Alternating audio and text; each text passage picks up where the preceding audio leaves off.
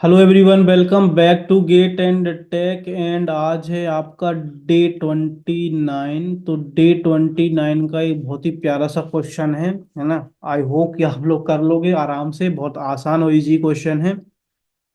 Okay, सो इससे पहले homework 28 भी बहुत प्यारा सा क्वेश्चन था। आई होप कि आपने सॉल्व करा होगा। यहाँ पे मीनिंग वगैरह दी हुई है, जस्ट वैल्यूज मतलब जस्ट सिंबल पुट करके आराम से हमको सॉल्व करना था।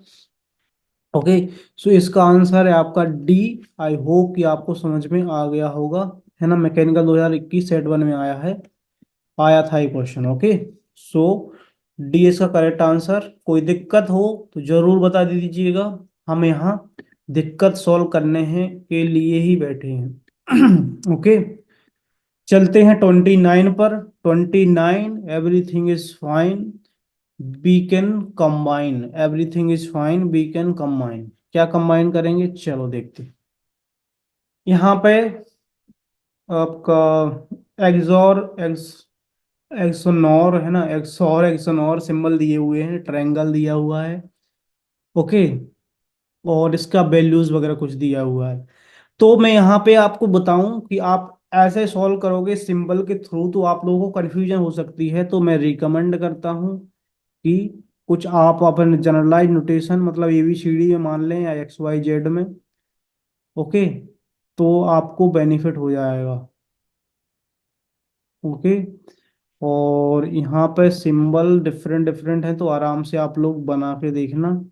ट्रेंगल भी है आपका, उसके अलावा फिर आपका क्या है, क्रॉस में भी है ये, है ना। एक प्लस में भी है, क्रॉस में भी है। ठीक है, तो इसको मैं मान लेता हूँ क्या, क्या मानूं, ABCD मान लेता हूँ। ए हो गया, ABCD। ठीक है। ओके, सो अगर मैं यहाँ पे पुट करूँ डी, जस्ट सेकंड, यहाँ पे मैं पुट करूँ डी है और ए आपका प्लस है ए वाला, तो D - A का स्क्वायर चाहिए हमें बेसिकली। चलो, अब हमने जो सिंबल लिए हैं इनको देखते हैं क्या है। प्लस है आपका ए डिवाइड बाई, और आपका ये डॉट सर्कुलर डॉट अंदर बी है आपका, A/2, है ना। इसको हम क्या लिख सकते हैं, A/B = 2। ठीक है, और A/C आई थिंक, है ना, C = 3। इसको क्या लिख सकते हैं, A/C = 3। ओके, चलो, और और क्या दिया हुआ है हमें, ये आपका B+C = 5। और एक चीज और आपको, C × D = 10। ठीक है, CD = 10, ये चीज आपको दी हुई है। ठीक है, जो इस टाइप से गिवन था हमने अपने तरीके से अपने कन्वीनियंट के हिसाब से हमने इस टाइप से अज्यूम कर लिया। ठीक है, यहाँ से हम एक चीज और कर सकते हैं, A = 2B। ठीक है, A = 3C।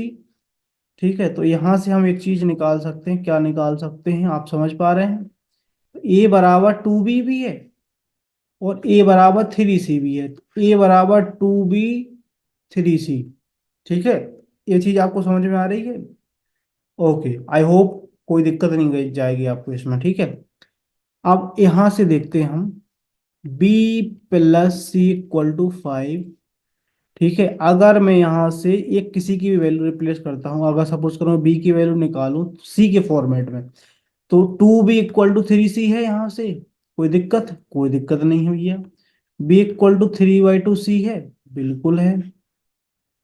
Okay, so B = 3/2C plus C = 5, 3C + 2C = 10, 5 × 2 हो जाएगा ना। तो 5C = 10, C = 2। C = जैसे ही 2 आया यहाँ पे रखोगे, B = 3 आ जाएगा आपका। ठीक है, B = 3 आ जाएगा। ओके, देन A = क्या आ जाएगा, A = यहाँ पर रखोगे 3 तो 6 आ जाएगा। A = आपका 6 आ जाएगा। ठीक है, तो यहाँ पे क्या हुआ, ए इक्वल टू आपका 6 आ गया, बी इक्वल टू आपका 3 आ गया, सी इक्वल टू आपका 2 आ गया। ये चीज समझ में आ रही है। अब सी डी आपका 10 दिया हुआ है, सी डी आपका दिया हुआ है 10, सी का वैल्यू 2, डी 10, डी का वैल्यू 5।